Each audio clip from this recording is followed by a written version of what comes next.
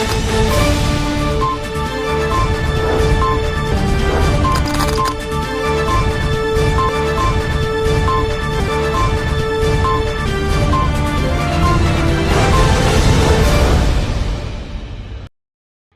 दर्शक मित्रों, दमन न्यूज में आपका स्वागत है। खबरों की शुरुआत करने से पहले आइए नजर डालते हैं आज की सुर्खियों पर। केंद्रीय गृह मंत्री अमित शाह ने सिलवासा में लाभार्थी सम्मेलन में जनसभा को संबोधित किया। गृहमंत्री ने केंद्रीय सशस्त्र पुलिस बल के विकास और जम्मू कश्मीर तथा अन्य केंद्र शासित प्रदेशों के विकास पर चर्चा की। पार्टी के तिघरा गांव में लाठिया रोलर रबर कंपनी के खिलाफ स्थानिक लोगों ने विरोध प्रदर्शन किया।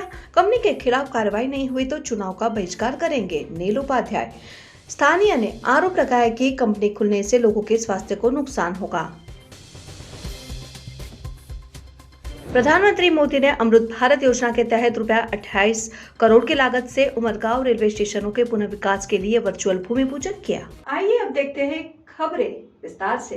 केंद्रीय गृह मंत्री अमित शाह ने सिलवासा में लाभार्थी सम्मेलन में जनसभा को संबोधित किया। गृह मंत्री ने केंद्रीय सशस्त्र पुलिस बल के विकास और जम्मू कश्मीर और अन्य केंद्र शासित प्रदेशों के विकास पर चर्चा की। केंद्रीय गृह मंत्री अमित शाह सिलवासा में लाभार्थी सम्मेलन में शामिल हुए, जहां उन्होंने एक सार्वजनिक बैठक को संबोधित किया। केंद्रीय गृह मंत्री अमित शाह केंद्र शासित प्रदेश दमन और सिलवासा के 2 दिवसीय दौरे ऊपर केंद्र शासित प्रदेश दमन और दादरा नगर हवेली में सम्मानित अतिथि रविवार रात दमन हवाई अड्डे पर पहुंचे। दमन हवाई अड्डे से मोटे दमन लाइट हाउस पहुंचे और जहां सलाहकार समिति के सदस्यों के साथ दमन के पुराने लाइट हाउस के पास आयोजित रात्रि भोज का आनंद लिया। रोशनी में चमकती दमन की ऐतिहासिक विरासत को भी देखा। अमित शाह की अध्यक्षता में केंद्रीय सशस्त्र पुलिस बल के विकास और जम्मू कश्मीर तथा अन्य केंद्र शासित प्रदेशों के विकास पर चर्चा हुई। इसके बाद बीजेपी के स्थानीय नेताओं के साथ भी बैठक की। पार्टी के तिघरा गांव में लाठिया रोलर रबर कंपनी के खिलाफ स्थानिक लोगों ने विरोध प्रदर्शन किया। पहाड़ी तालुका के तिघरा गांव में लाठिया रोलर रबर नाम की कंपनी आ रही है, जिसका गांव वालों ने विरोध किया। इसका मुख्य कारण यह है कि गांव को साफ हवा और पानी मिल रहा है, लेकिन रबर कंपनी गांव में आ रही है, इसलिए पेड़ काटे जा रहे हैं, जिसको लेकर कलेक्टर, जीपीसीबी, मामलतदार, ग्राम पंचायत आदि को सूचित कर दिया गया है। स्थानिक नील उपाध्याय ने कहा कि 2 माह बीत जाने के बाद भी अब तक कोई कार्रवाई नहीं की गई। इन्होंने कहा कि अगर कार्रवाई नहीं हुई तो वे आगामी चुनाव का बहिष्कार करेंगे। कंपनी यहां रबर रोल बनाने जा रही है और इसलिए आरोप है कि गांव के आसपास मकान होने से नुकसान होगा। ग्राम पंचायत ने अभी तक कोई अनुमति नहीं दी है और सिर्फ लकड़ी काटने की अनुमति दी है। बताया जा रहा है कि इस कंपनी को बनाने के लिए 40 से 50 साल पुराने पेड़ काटे गए हैं। हेमंत भाई देसाई ने कहा कि नेशनल हाईवे नंबर 48 से तिघरा गांव की ओर जाने वाली सड़क पर लाठिया रोलर कंपनी की स्थापना की जा रही है। यह एक रबर उत्पादक बनाने वाली कंपनी है और जहां हमारे 200 मीटर के दायरे में गरीब आदिवासियों के घर है, इनके आसपास किसान मित्रों के पेड़ है। आरोप लगाए गए हैं कि इस कंपनी के शुरू होने से लोगों के स्वास्थ्य को भी नुकसान होगा। एक स्थानिक महिला ने बताया कि रबर कंपनी आ रही है, इसलिए कड़ा विरोध किया गया। અમે આ રબરની ફેક્ટરી વિશે એના લીધે આવ્યા છે। અહીંયા પ્રદૂષણ થવાનું એ કારણે અમારું પાણીનું નુકસાન, ઢોર, અમેરી બધા ઝાડવા એ બધું નુકસાન થાય એના માટે અમે આવ્યા અને આ નહીં થવું જોઈએ। એ અમારા માટે બહુ ખતરનાક, અમે નજીક રહીએ, રેસિડેન્સી નજીક છે, પાણીને બધું અહીંયા તકલીફ થાય એ બંધ કરવાના હેતુથી જ અમે આવ્યા છે। આજે ભેગા થયા બધા, એ નહીં થવું જોઈએ। એ લાઠિયાની છે રોલર કંપની રબરની, એવું જાણવા મળ્યું છે। નમસ્કાર દર્શક મિત્રો, મારું નામ હેમંત દેસાઈ છે અને અમે બધા તિઘરા ગામના રહેવાસીઓ છે। નેશનલ હાઈવે નંબર 48 થી તિઘરા ગામ તરફ જતા મુખ્ય રસ્તા પર લાઠિયા રોલર એલપી નામની કંપનીની સ્થાપના અહીંયા થવા જઈ રહી છે। લાઠિયા રોલર એલપી કંપની એક રબર પ્રોડક્ટ બનાવતી કંપની છે। આજે આ કંપની જ્યાં કંપની સ્થાપના થવા જઈ રહી છે એના 200 મીટરના એરિયામાં અમારા ગરીબ આદિવાસી ભાઈઓના પાકા મકાનો આવેલા છે। એની આજુબાજુ અમારા ખેડૂત મિત્રોના કેરી ચીકુના ફળદ્રુપ ઝાડવા આવેલા છે। હવે આ ફેક્ટરી ચાલુ થવાથી એના લોકોના સ્વાસ્થ્યનું પણ નુકસાન થશે, ફળદ્રુપ પાકોના બી નુકસાન થશે અને આ તમારા માધ્યમથી અમે સરકારશ્રીના માધ્યમથી જાણવા માંગીએ છીએ કે સેંકડો વૃક્ષોનું નિકંદન કરી રબરનો કંપની સ્થાપના કરવા જઈ રહ્યા છો તો એ કયા વિકાસના રસ્તે જઈ રહ્યા? એ તો વિનાશના રસ્તે જઈ રહ્યા છો તમે. બીજી સરકારશ્રીને જણાવવાનું કે તમે ગ્લોબલ વોર્મિંગની બહુ મોટી મોટી વાતો કરી રહ્યા છો, પરંતુ બહુ મોટી વાતો કરી રહ્યા છો પણ ઝાડ કાપીને જેડીસીની સ્થાપના કરી રહ્યા છો. અમારે ગામડાને ગામડું જ જવા દેવું છે. અમારે જેડીસી નથી બનાવી અમારે, ને એના માટે અમે સરકાર વહીવટીતંત્ર અને સરકાર તંત્ર બંનેને અમે જાણ કરી છે કે અમને સખત વિરોધ છે. ને જો હજી અમને એમના પર આશા પણ છે કે એની પરમિશન નહીં આપશે તો આવનારી લોકસભાની ચૂંટણીનો અમે પૂરેપૂરો બહિષ્કાર કરીશું. જય હિન્દ.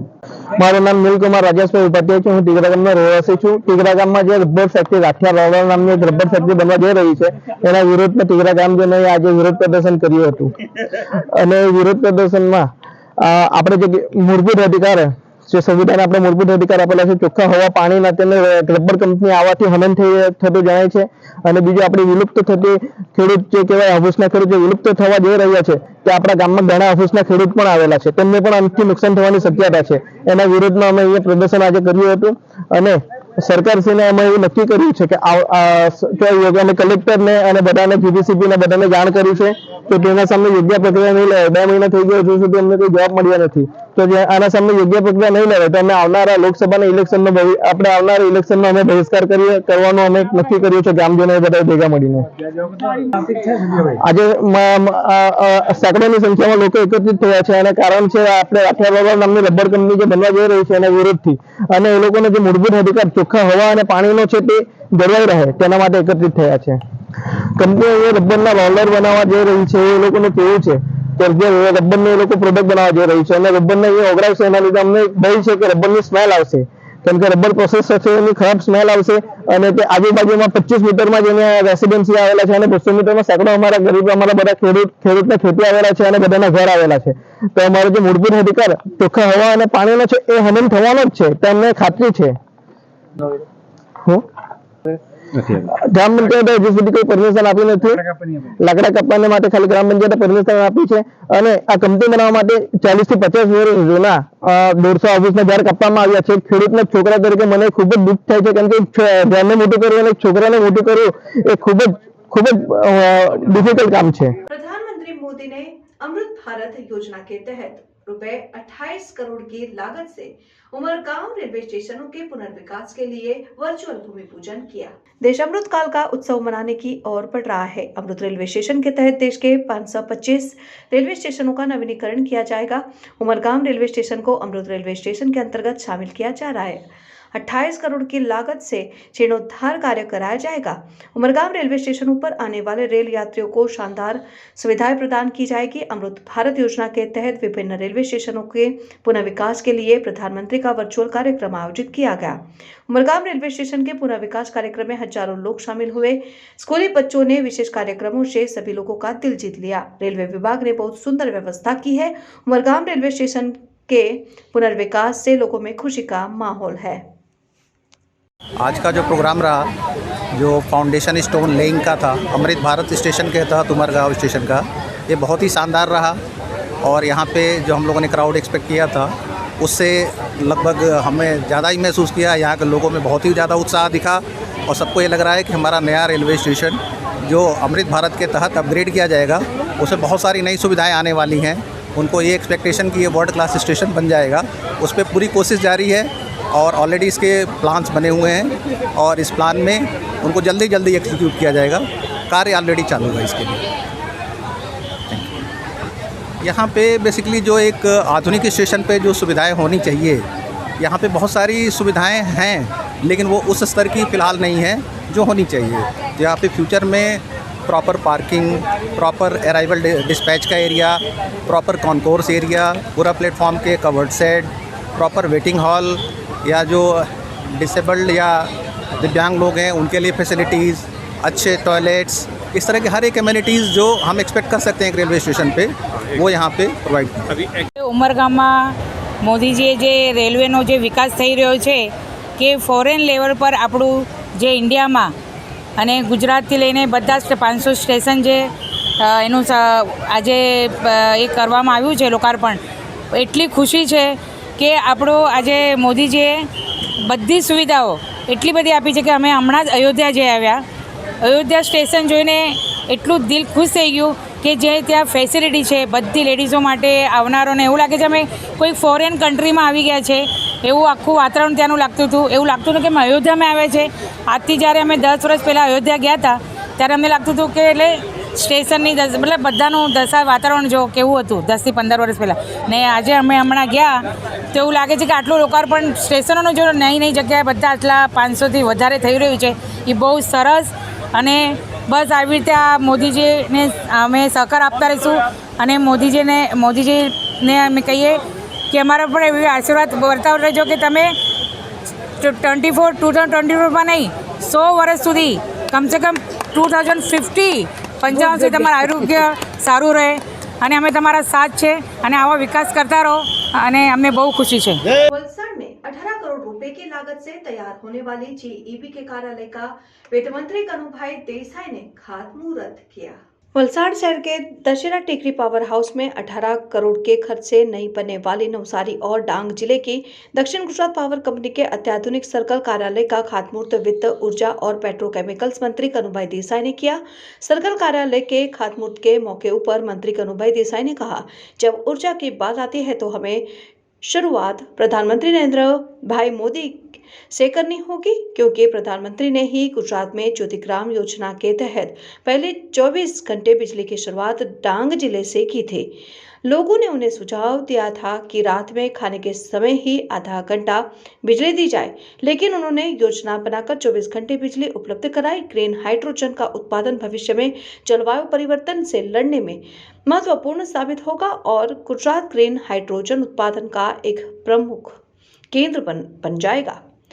इस कार्यक्रम में वलसाड जिला पंचायत अध्यक्ष, जिला पंचायत उपाध्यक्ष ब्रिजनाबेन पटेल, जिला संगठन मंत्री शिल्पेश देसाई, संगठन मंत्री कमलेश पटेल, डीजे विशेल अधिकारी और कर्मचारी सहित बड़ी संख्या में लोग मौजूद थे और इस नए कार्यालय की स्थापना से धरासना और उसके आसपास के 20 गांव के बिजली उपभोक्ताओं को फायदा होगा. આપણે જાણીએ છીએ કે જ્યારે પણ ઉર્જાની વાત થાય ત્યારે આપણા દેશના યશસ્વી વડાપ્રધાન નરેન્દ્રભાઈથી જ શરૂઆત કરવા પડે. જ્યારે 2002માં ગુજરાતના મુખ્યમંત્રી બન્યા ત્યારે લોકોએ એમને કીધું તો અમને જમવાના સમયે અડધો કલાક માટે વીજળી આપો અને એમણે સમગ્ર ગુજરાતમાં 24 કલાક વીજળી આપવાનું એક આયોજન કર્યું અને એની શરૂઆત પણ આપણા ડાંગ જિલ્લાથી કરી. જ્યોતિગ્રામ યોજનાની સૌપ્રથમ શરૂઆત થઈ હોય તો ડાંગ જિલ્લાથી થઈ અને આવા અનેક પ્રસંગોએ જ્યારે સોલાર ઉર્જાનો કોઈ વિચાર નહીં કરતો હતો ત્યારે 2010માં સોલાર પોલિસી બનાવીને આપણા ગુજરાતની સૌપ્રથમ જે સોલાર પોલિસી છે એના લીધે આજે ગુજરાત સમગ્ર ભારતમાં સોલાર અને ઉર્જામાં નંબર 1 ઉપર છે. ઉર્જામાં આપણે લગભગ 11,000 મેગાવોટ, સોલારમાં 10,000 મેગાવોટ સાથે આ બધી યોજનાઓ જો ચાલે તો વીજળી સસ્તામાં સસ્તી પડે અને હવે પછી તો આ કોલસાથી ચાલતા બધા પ્લાન્ટો ધીરે ધીરે બંધ થશે. સમગ્ર વિશ્વ જે રીતે पहाड़ी के सरोथे में एक अज्ञात कारण के चलते 2 बच्चों के पिता ने गला घोंटकर अपनी जीवन लीला समाप्त कर दी. पहाड़ी तालुका के सरोथी गांव के सिंगा इलाके में रहने वाले 2 बच्चों के पिता 45 वर्षीय विनोद भाई शंकर भाई पटेल रविवार दोपहर को घर के पीछे अपनी पत्नी वनिता बहन के साथ बैठकर बात कर रहे थे. इसी बीच जब उनका बेटा घर आया तो वनिता बहन उसे खाना देने के लिए घर में चली गई. फिर विनोद भाई अपने घर के पीछे रंजीत भाई की वाड़ी में गए, जहां उन्होंने अज्ञात कारण से काजू के पेट से अपना गला घोंटकर आत्महत्या कर ली. घटना की सूचना मिलते ही परिजन दौड़ पड़े और इसकी खबर लगते ही डुंगरी गांव के सरपंच रविंद्र पटेल भी दौड़े और पारडी पुलिस को मामले की जानकारी दी और जिसके बाद पारडी पुलिस ने शव को जब्त कर पारडी सीएचसी में पीएम कराया और आगे की कार्रवाई की. वलसाड लीलापुर औरंगा नदी पर 23 करोड़ रुपए की लागत से नए पुल के निर्माण का वित्त मंत्री ने खातमुहूर्त किया. वलसाड में नदियों पर बने छोटे पुल पिछले कुछ वर्षों में बेहद जर्जर हो गए हैं. जिसके कारण नए पुल के निर्माण की नितांत आवश्यकता है। तत्कालीन वित्त, ऊर्जा और पेट्रोकेमिकल्स मंत्री कनुभाई देसाई ने वलसाड तालुका के लीलापुर गांव में औरंगा नदी ऊपर लीलापुर जंक्शन रोड पर कस्टम हाउस के बीच रुपए 23 करोड़ की लागत से बने नए पुल का खातमुहूर्त किया था। इस पुल का काम 18 महीने की समय सीमा के भीतर पूरा कर लिया जाएगा।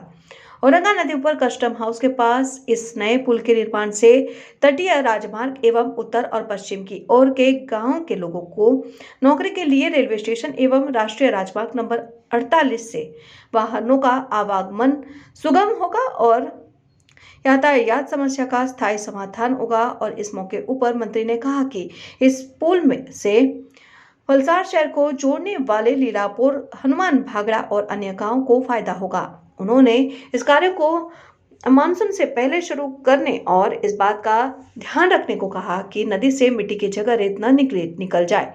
वहीं वलसाड शहर को बाढ़ से बचाने के लिए इस नदी के दोनों किनारों पर तटबंध बनाए जाने वाले हैं और विश्व में आज भारत आर्थिक क्षेत्र में 5वें नंबर पर है और प्रधानमंत्री ने कहा कि वह 2027 तक भारत को तीसरे स्थानों पर ले जाने के लिए प्रतिबद्ध है।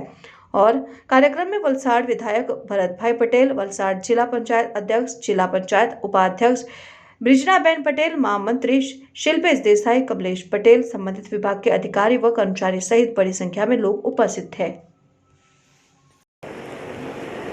आज આપણે औरंगा नदी पर आवेल जे આપણો જૂનો પુલ છે એના ખાતમુહૂર્ત પ્રસંગે ઉપસ્થિત આપણા વિસ્તારનું ગૌરવ અને જિલ્લાનું ગૌરવ અને ગુજરાત સરકારના ખૂબ અગત્યનું ખાતું સંભાળનાર એવા આદરણીય ઉર્જા, કેમિકલ અને નાણામંત્રી શ્રી કનુભાઈ દેસાઈ સાહેબ, આપણા સાંસદ ડૉક્ટર કેસી પટેલ સાહેબ, આપણા જિલ્લા પંચાયતના પ્રમુખ મનહરભાઈ, કાર્યપાલક ઇજનેર જતીનભાઈ, એમની ટીમ, કમલેશભાઈ મહામંત્રી, શિલ્પેશભાઈ મહામંત્રી, મીનાબેન તાલુકા પંચાયત પ્રમુખશ્રી, સોનલબેન પૂર્વ નગરના પ્રમુખશ્રી, પ્રીતિબેન આ ગામના સરપંચશ્રી, પત્રકાર મિત્રો, આશીષભાઈ કારોબારી અધ્યક્ષ, ઉપપ્રમુખ શ્રી સુનિલભાઈ, સ્ટેજ પર બેઠેલા સર્વે મહાનુભાવો, સરપંચો, તાલુકા જિલ્લાના સભ્યશ્રીઓ, પત્રકાર મિત્રો, ભાઈઓ અને બહેનો, મિત્રો સૌપ્રથમ તો આપને એક જાણકારી એ આપું કે આ પુલ આપણે આમ તો ઘણા વર્ષ પહેલાં મંજૂર થયો હતો, પરંતુ આ પુલનું કોઈ ટેન્ડર ભરતું નહીં હતું કેમ કે એવી સિચ્યુએશન એવી છે। પણ આપણને ફરીથી આપણા નાણામંત્રી શ્રી કનુભાઈના દેસાઈને મારે રજૂઆત કરવા પડી કેમ કે આ પુલ ખૂબ જરૂરી છે। આજે આ બ્રિજના ખાતમુહૂર્ત પ્રસંગે આપણી વચ્ચે આપણા લોકપ્રિય સાંસદ ડૉક્ટર કેસી પટેલ, અહીંના લોકપ્રિય ધારાસભ્ય ભરતભાઈ, જિલ્લા પંચાયતના પ્રમુખ મનુભાઈ, જિલ્લા તાલુકા પંચાયતના પ્રમુખ મીનાબેન, વલસાડ તાલુકાના પ્રમુખ કિશોરભાઈ, જિલ્લા મહામંત્રી શ્રી કમલેશભાઈ, શિલ્પેશભાઈ, ગામના પ્રથમ નાગરિક પ્રીતિબેન, સોનલબેન, મંચ પર ઉપસ્થિત સર્વે મહાનુભાવ અને આરએમબીના અધિકારી શ્રી જતીનભાઈ અને સૌ ભાઈઓ અને બહેનો, કેતનભાઈને જોઈને જરા આનંદ થયો।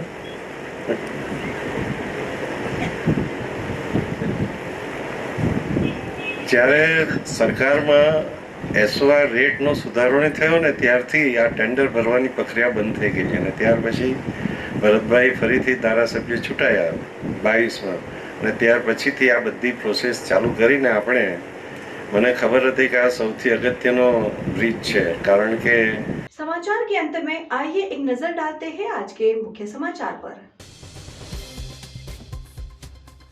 केंद्रीय गृह मंत्री अमित शाह ने सिलवासा में लाभार्थी सम्मेलन में जनसभा को संबोधित किया।